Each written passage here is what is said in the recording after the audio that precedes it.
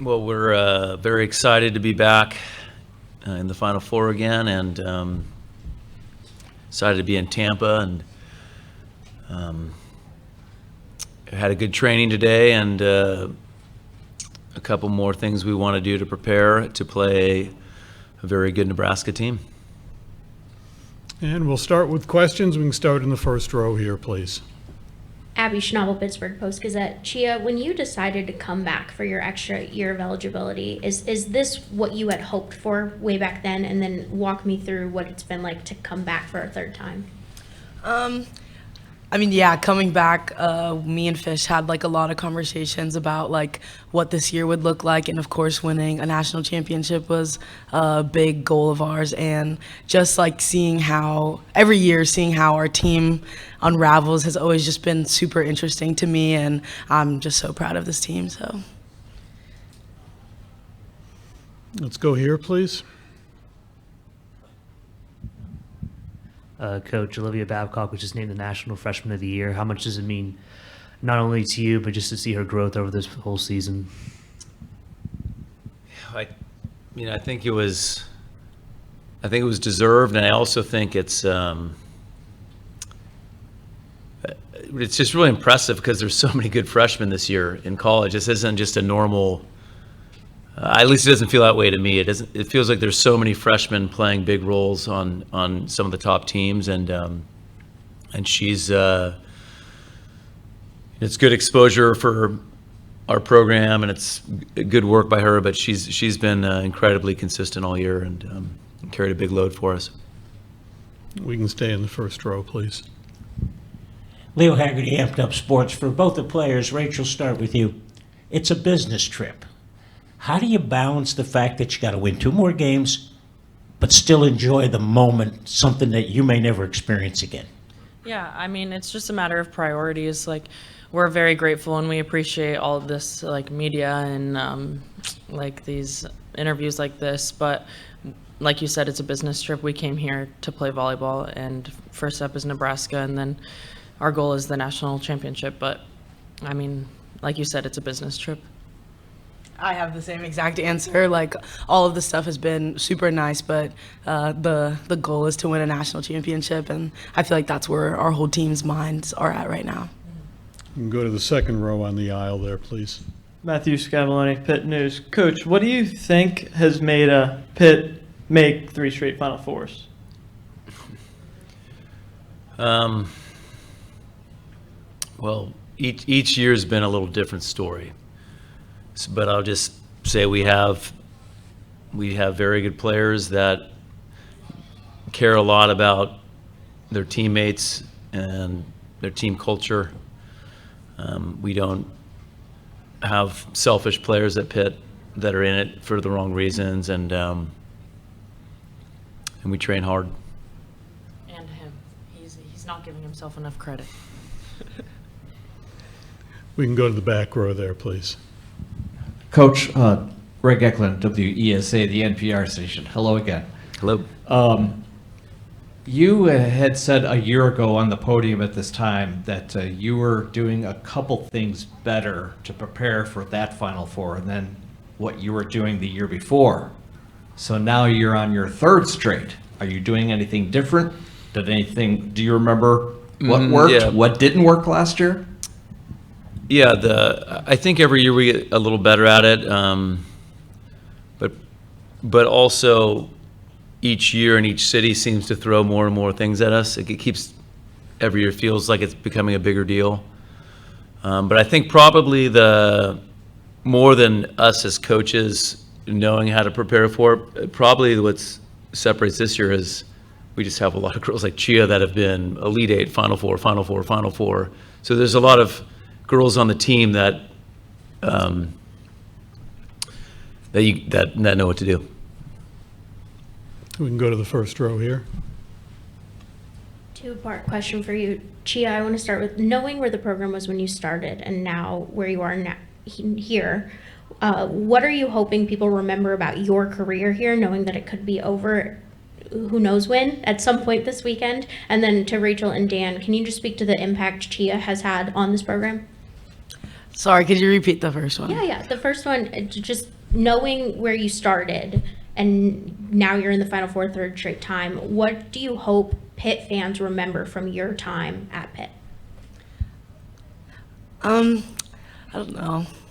I just think that like it's just been like a historical time all these years. Just to know that like our team like genuinely just like loves each other.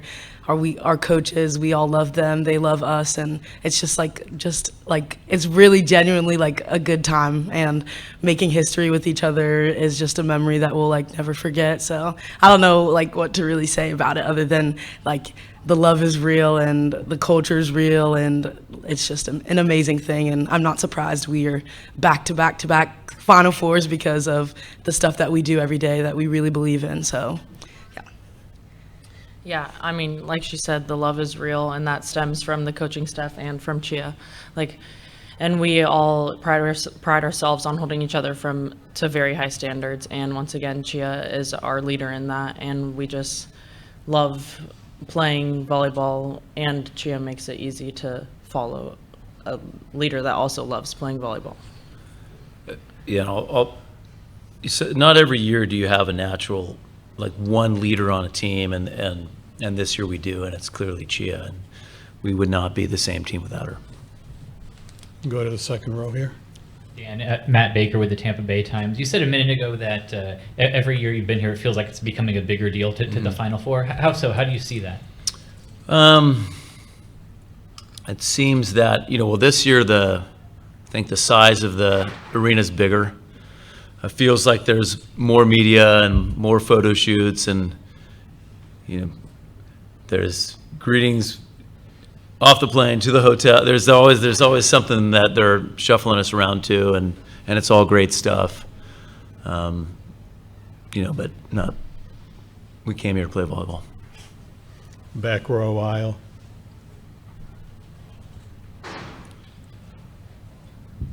Lee Feinswalk from volleyballmag.com. Dan, as an aside, I think 2 years ago when the same situation was like me and 3 people talking to you. Rachel, the answer might be no, but maybe not. When you guys went to Louisville, was that any kind of turning point, wake-up call, cause to regroup, any of the above? Yeah, I think that every team has to go through a hard moment and grow from it. I think that was definitely a pivotal point for us, as well as Florida State, just like grinding out the hard times. You have to go through the hard times to excel after. Florida State was 5. That was a sweep, and that was Yeah. Let's go to the back row if we could and get to Joey there. Rachel, it seems like even in a year when volleyball has really grown, even the fringe sports fan is aware of the Nebraska volleyball because of the stadium match and all that. They have a name for themselves, and obviously their accomplishments are great. And now you get a chance to go up against them. How much do you guys relish this particular match, taking on an opponent like that on a stage like this, and hoping to bring out the best that you guys have got?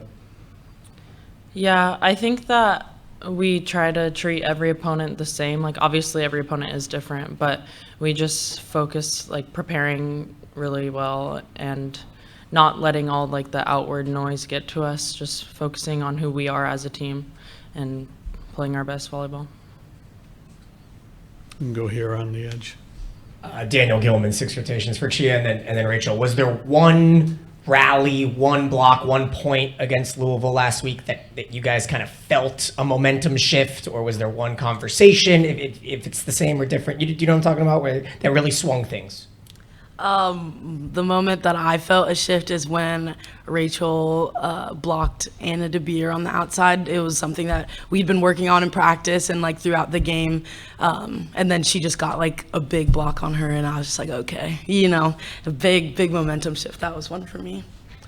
I can't really remember a single rally, but I think in between the second and third, we were down by 2. We just all had a group consensus that we needed to flip the switch. But I mean, honestly, it wasn't until halfway through the third that we really flipped it. But Who led that conversation after the Yeah, it was mostly Lexus. She's a 5th-year setter. I think, yeah, she was firing us up, so. You can go here in the second row. Hi, Brian Sherry, Pitt News. So this question's for all three of you. Obviously, the fans have been phenomenal back in Oakland and traveling and stuff. And from what I've seen, it seems like you guys will have a strong showing from the fan base. What does that mean to you guys, and what will that mean if you guys see that strong showing in the stands come tomorrow night? Me start? The growth of our fan base in Pittsburgh has been phenomenal this year, and I don't know how well we'll travel, but I think to a game, like Wisconsin last year, where like the fans we had were absolutely giving us a lot of energy, and we're right by our bench, and we know our band will be great. So we're we know we'll feel some love. Let's put it that way. Let's go to the back row here, please. Yeah, Coach Fisher, you guys had the freshman of the year. Nebraska obviously has a lot of freshmen. I asked Coach Cook, are freshmen maybe better prepared now than ever to be able to step into the big role? And I'm wondering if you think that, and if so, why? I think so, and I think our national team development system's gotten better, and I think that truthfully club volleyball has gotten better too. So I think between those two things, and there's also, our girls didn't do this, but there's a lot of, seems to be more common to come halfway through your senior year. But yeah, I think you're seeing across the board this year, there's a lot of freshmen that aren't really playing like freshmen. Go right there. Coach, you talked about the fans a few moments ago, and I'm wondering, since you have a roster of players outside Pennsylvania, in addition to academics and the program, how much do you sell to them about the city of Pittsburgh? If you could address that, and then if each of the players could address on what you have learned about being in Pittsburgh since you've been on campus. Yeah, I think it's a huge selling point. And, our team is, they love what the city has to offer. I think they know more restaurants than I do. The thrift shopping or whatever, like there's, Pittsburgh's a great size city because it has all the things that big cities do, but it's not overwhelming. And I think our team takes advantage of it. I'm from Columbus, Ohio, so it's just a quick 3-hour drive. So I just love our campus isn't very traditional. I love that you can be in a different neighborhood in 10 minutes. So I think it's just you don't see the same Pittsburgh every day. You can be in Shady Side, South Side, and all these different areas. So I just love the different neighborhoods that Pittsburgh has. Yeah, my answer would be similar to that. There's just so many different, the campus of University of Pittsburgh is it's integrated with the city, and then there's also greenery, there's parks, but then the city of Pittsburgh, there's just so many different aspects to it, like Chia was saying. But yeah, I mean, just the culture of Pittsburgh too is cool. You can go right on the end there.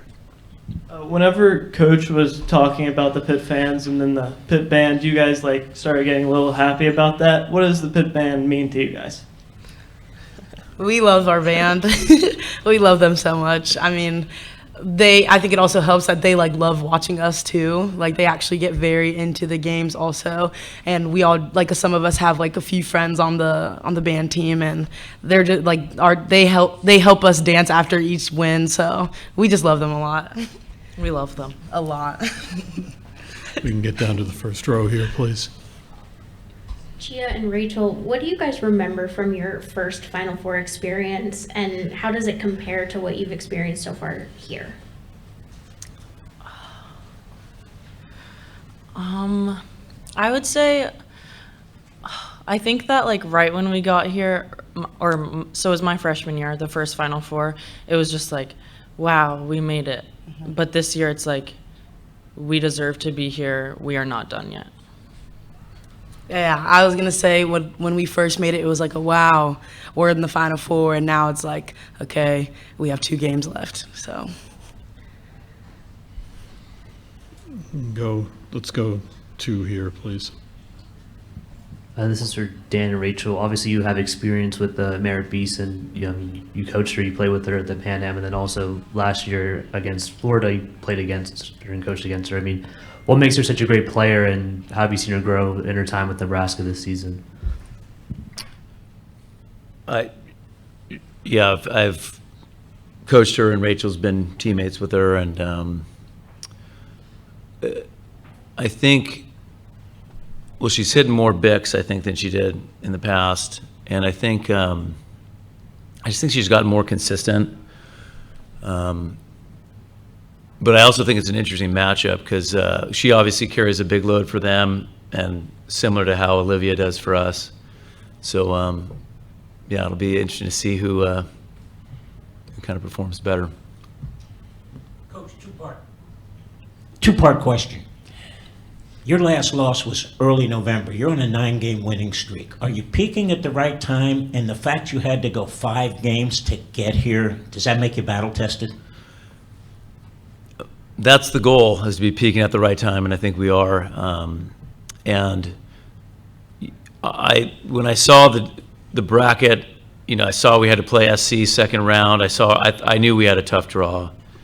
But the message to the team was, but if we get there, we're going to be battle tested and ready. And so, definitely. Go back here in the front row. Dan, earlier you mentioned that Chia was just a natural leader, and that doesn't happen every team. Can you give an example that maybe we haven't seen of her leadership for your team this year? Well, I don't know that I would say she's natural. I would say that she's the natural leader of this team, but she's worked hard to be a leader by example and a voice in the locker room. And I just really think I had a feeling it would be like this, that the older girls would respect her, and she was one of the captains last year. But then just I really saw her coming back and being a great mentor for our young players, and just hearing how they talk about her is with great love and reverence. And so she's this has been a very, very low drama year.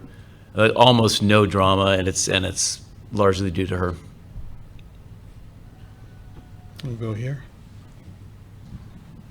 Coach, it seems like you and Nebraska are somewhat similar teams in terms of, obviously, at least statistically, hitting percentage and also holding opponents to a lower hitting percentage. Coach Cook said the same. How do you see the two teams sort of facing off against each other, and what makes the similarity such an enticing matchup? I agree. I want to say our offensive numbers have been a little better, but we're both very close in opponent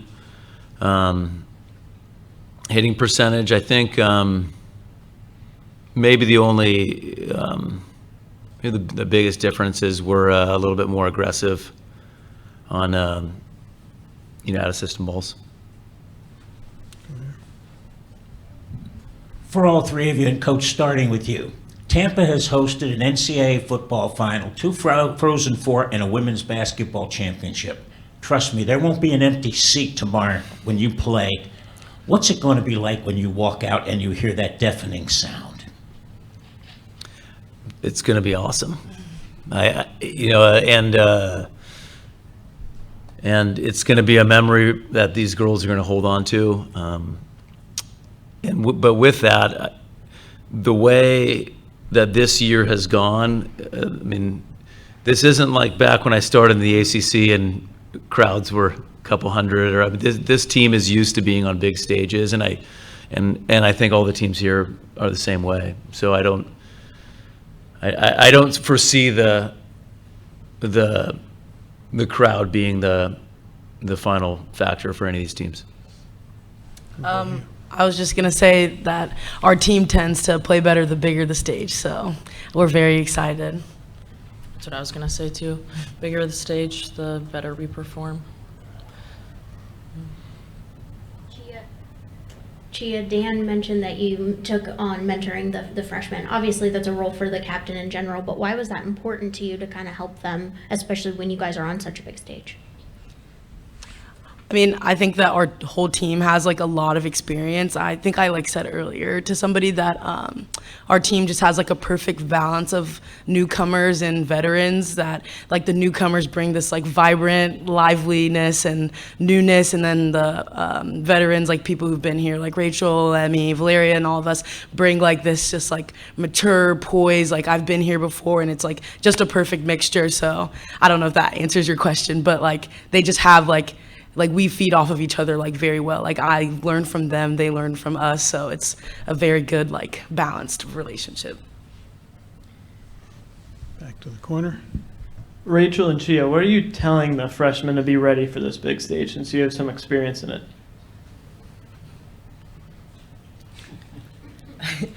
I guess it's just like more in the moment type of thing. They already have like that dog in them. Like they have the personality. They don't play like they're freshmen. So it's just like kind of like if we're in a tight moment and like we like see them being like a little tense, like we'll like say what we need to say to them in those moments. But like nothing like beforehand. They know what to do. We've been in a lot of big moments this year. So Yeah.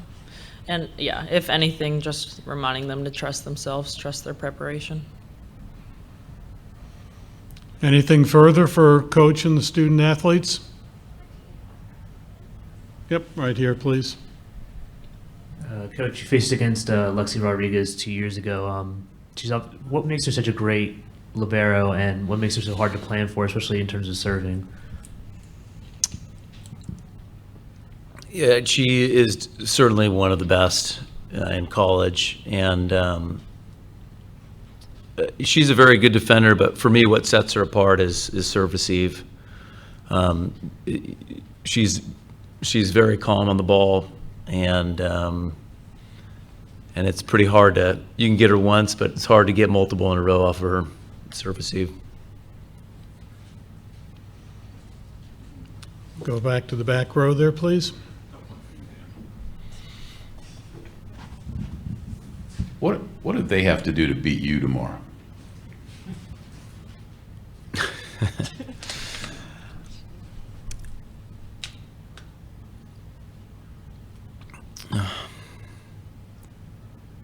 I mean, I think they're going to have to be, I think mostly they're going to have to play great defense.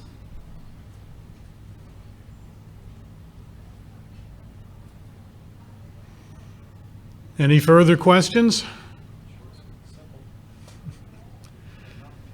Coach, thank you. Ladies, thank you. Good luck this week. Thank you.